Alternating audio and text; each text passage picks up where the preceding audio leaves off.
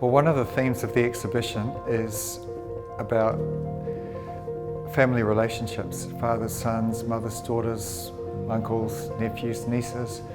So, of course, within Indigenous societies, it's very important to hand-on skills. And so Adriano Pedrosa, when I met him, was very interested in the fact that my father and I were both artists. And also my father's generation were Māori, but they made work that responded to Western artists. And so their art sort of is a marriage between Western art and Indigenous art, Māori art. In the last few years, there's been a real revival of the language, Māori language, which has been a very positive thing.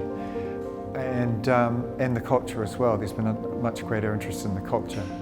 So they've been very positive steps to reinforcing Māori culture within the country.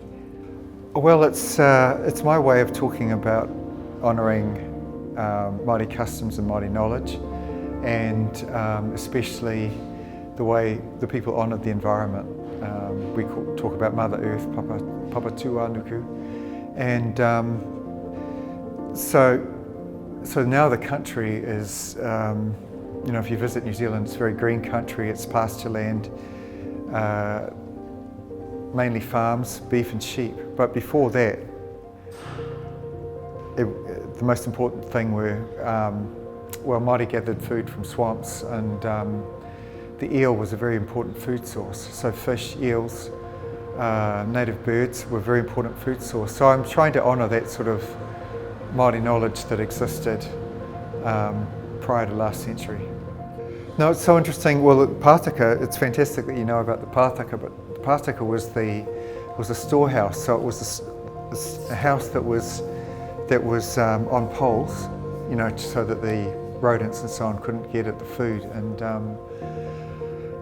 what I've done, so that was the pride of the village, was the Pātaka, where it displayed the tribe's wealth. But so by putting it on wheels, I'm talking about people forced to migrate to different places. Yeah, and especially when Europeans first arrived in the country, how it forced populations to move, and it was a time of turbulence, of great change.